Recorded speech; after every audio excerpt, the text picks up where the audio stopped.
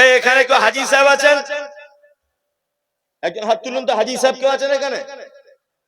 কে আছেন? হাত তুলুন। ভয়ে তুলছে না, যদি কিছু জিজ্ঞেস করে। কে? আপনি? আপনি আপনি বলতে পারবেন, আলেম মানুষ হয়তো বলতে পারবে, বাকি এমনি লোক হয়তো বলতে পারবেন। আমার দিকে শুনুন, হেদায়েতের গুরুত্ব বলছি। কাজী নজরুল ইসলামের একটা কবিতা শুনেছেন?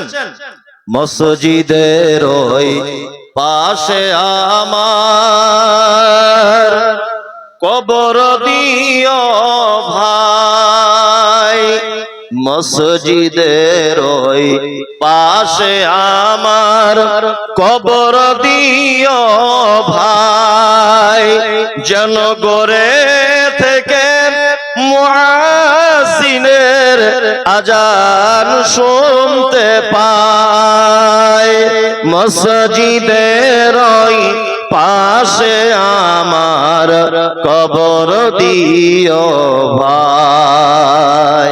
শুনেছেন কাজী নজরুলের কবিতা? কাজী নজরুল এটা বলতে কি চেয়েছে? ও বলতে চাইছে আমি মরার পরে কবরটা আমার মসজিদের পাশে দিও, তাহলে আজান যখন মুয়াজ্জিন দিবে কিছু মনে হয় সাবসিডি পাবো। এটাও বলতে চেয়েছে তার কবিতাতে। কি বললাম বুঝলেন? আচ্ছা, মসজিদের সাইটে দূরের কথা, মসজিদের মেম্বারের তলায় যদি কারোর কবর হয় আর তার আমল যদি ঠিক না থাকে, তাহলে তার কোনো কাজ হবে? হবে? হবে না, তাই না? এই দেখুন হেদায়েত কত গুরুত্বপূর্ণ জিনিস। আমার দিকে বেরোন, একটা মজার জিনিস দেখাই। এইখানে এইখানে এইখানে বাড়ি আল্লাহর নবী, ভালো করে বুঝবেন। আর এইখানটাতে কাবা, এইখানে কাবা, এইখানে আল্লাহর নবীর বাড়ি, তাই তো? আমি প্রায় 2-3 মাস অন্তর অন্তর কাবাতে আল্লাহ আমাকে নিয়ে যাই হোক, এইখানে কাবা, এখানে নবীর বাড়ি, এর মাঝখানে বলুন তো কার বাড়ি? কে বলতে পারবে? কেউ বলতে পারবেন? পারবেন না? হাজী সাহেবরা মনে নেই? মনে নেই। এই দেখুন আপনাকে দেখাচ্ছি আবার। এইখানে কাবা, এইটা আল্লাহর নবীর বাড়ি। এখান থেকে পায়ে হেঁটে গেলে 1 মিনিট লাগবে। কাবা থেকে আল্লাহর নবীর বাড়ি যেতে কতক্ষণ লাগবে? 1 মিনিট। আর এই 1 মিনিট রাস্তার মাঝখানে বাড়ি কার? মিস্টার আবু জেহেল। কি বললাম বুঝলেন? কার বাড়ি? আবু জাহেল। তার নাম হচ্ছে আবুল হাকাম, জ্ঞানীর পিতা।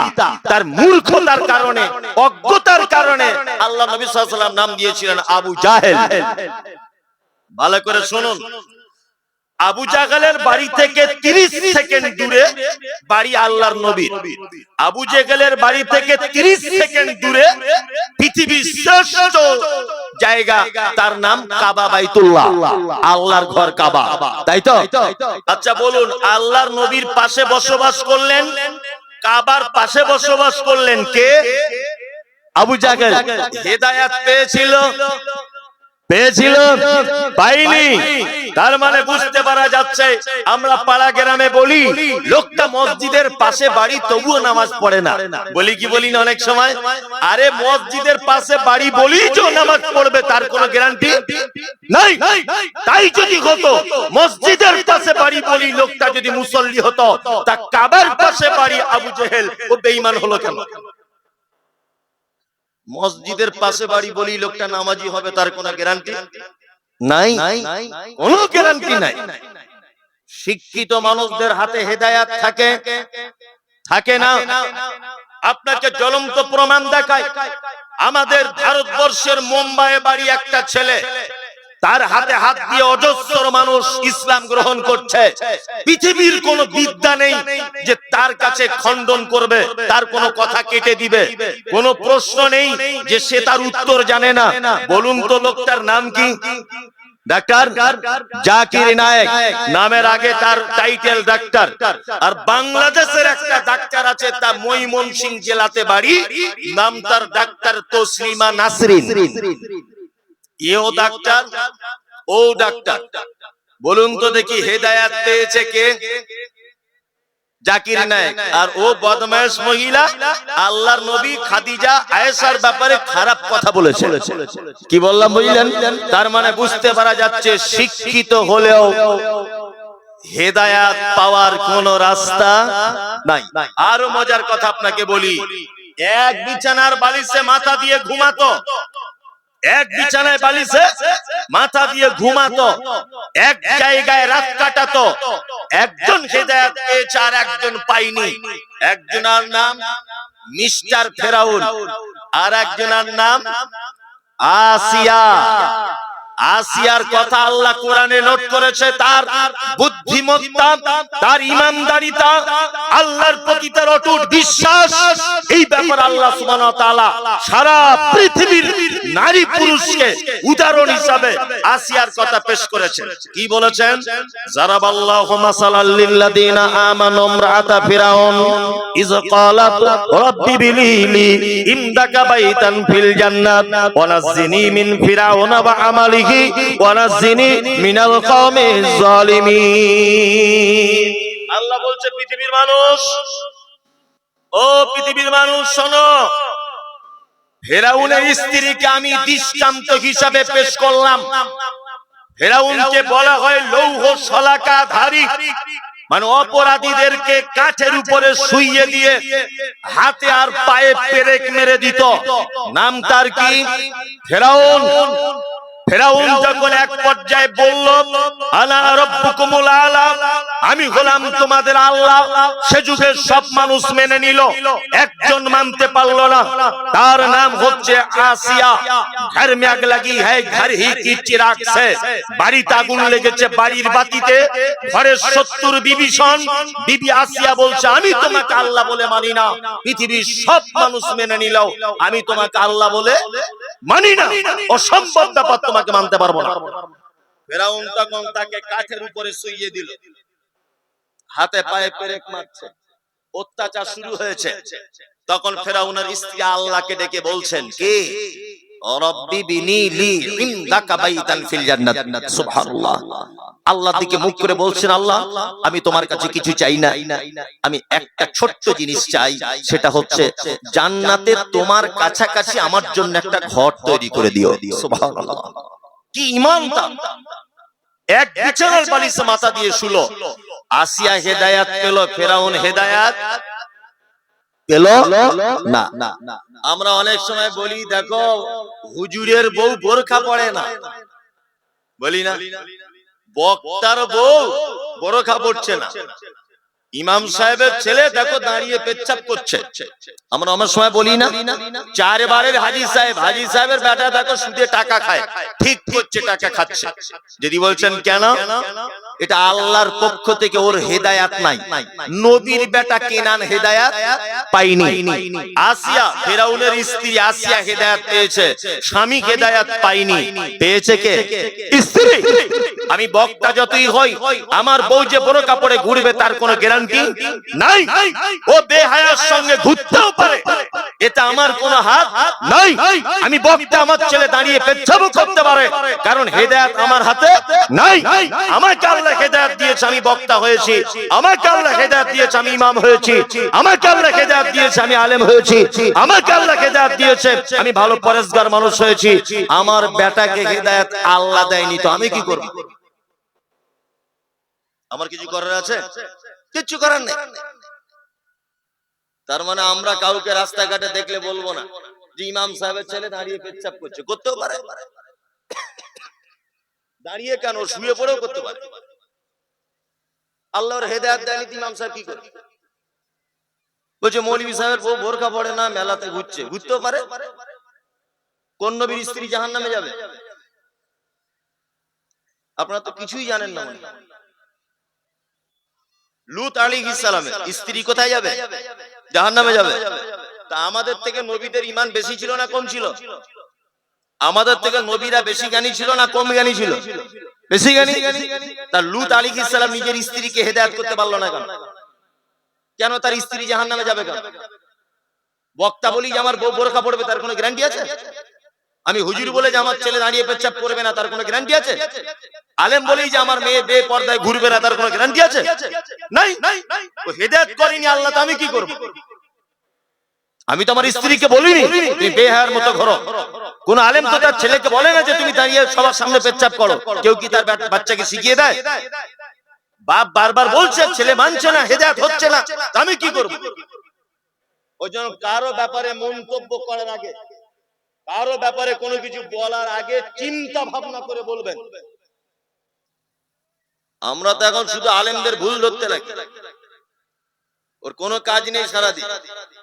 ফজরের সময় ইমাম সাহেব একদিন ঘুম ভাঙেনি, সারা গ্রাম ঢোল বাজিয়ে দিয়েছে। বেতন দিয়ে ইমাম সাহেব রেখে দিয়েছি, ফজরের নামাজ পড়ে ঘুম ভাঙে না।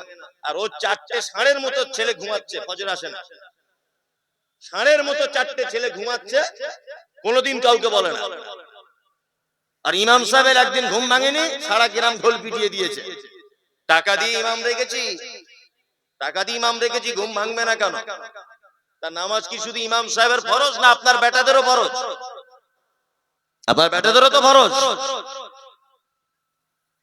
অজস্র এখানে মানুষ বসে আছেন, লোকটা পরেশগার কিন্তু তার স্ত্রীকে নামাজ পড়ানো ধরতে পারছে না। আবার অনেক মেয়েরাও এখানে আছে, মেয়েটা খুব পরেশগার কিন্তু স্বামীটা হেদায়েত পাচ্ছে না। ওই জন্য বলবো মা, আপনি টেনশন করবেন না, আপনি একবার আসিয়ার কথা ভাবুন। আপনি টেনশন করবেন না, পুরুষ আপনার স্ত্রী নামাজ পড়ছে না বলে আপনি একবার নবী লূত আলাইহিস সালামের দিকে দেখুন, যে তিনি একজন নবী ছিলেন, স্ত্রীকে হেদায়েত করতে পারেনি। আপনার স্ত্রীকে আপনি হেদায়েত করতে পারেন না। বোন আমার, মা আমার, খালা আমার, আপনার স্ত্রীর, আপনার স্বামীর হেদায়েত আপনার হাতে নাই। এতক্ষণ পর্যন্ত হেদায়েত কত গুরুত্বপূর্ণ জিনিস এটা বললাম। এবারে সূরা ফাতিহার দুটো আয়াতের ব্যাখ্যা বিশ্লেষণ করি, ভালো করে শুনুন। নামাজে তাহলে আমরা কি চাই? কি চাই? ইহদিনাস সিরাতাল মুস্তাকিম। আল্লাহ আমাদেরকে সহজ সরল রাস্তা দেখাও, এটা বলি কি বলি না?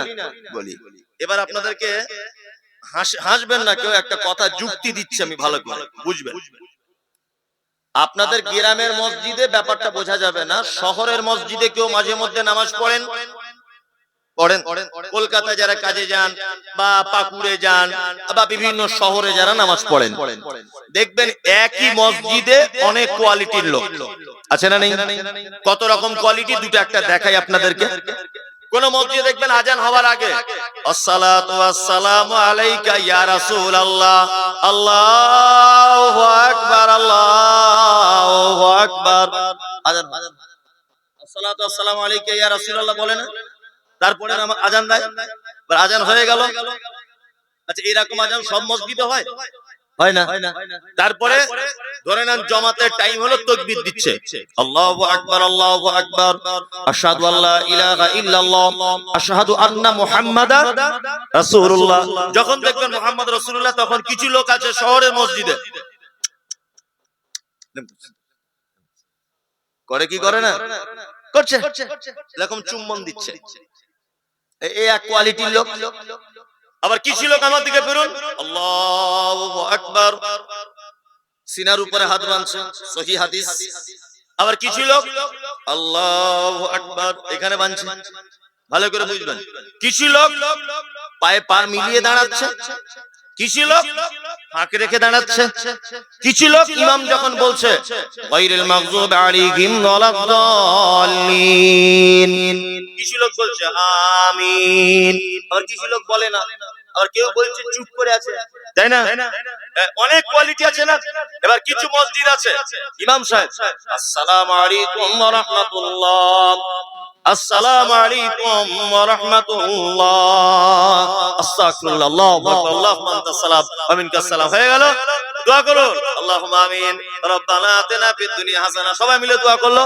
তারপর লাস্টে বারহাকে লা ইলাহা ইল্লাল্লাহ, হাত মুছে দিল।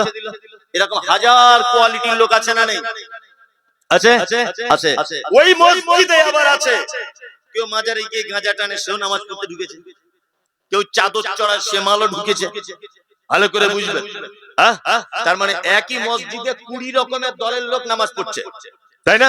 আর সবাই কিন্তু একটা দোয়া করছে নামাজে, কি? ইহদিনাস সিরাতাল মুস্তাকিম, আল্লাহ সোজা সহজ রাস্তা দেখাও। সবাই দোয়া করছে, কি করছে না করছে?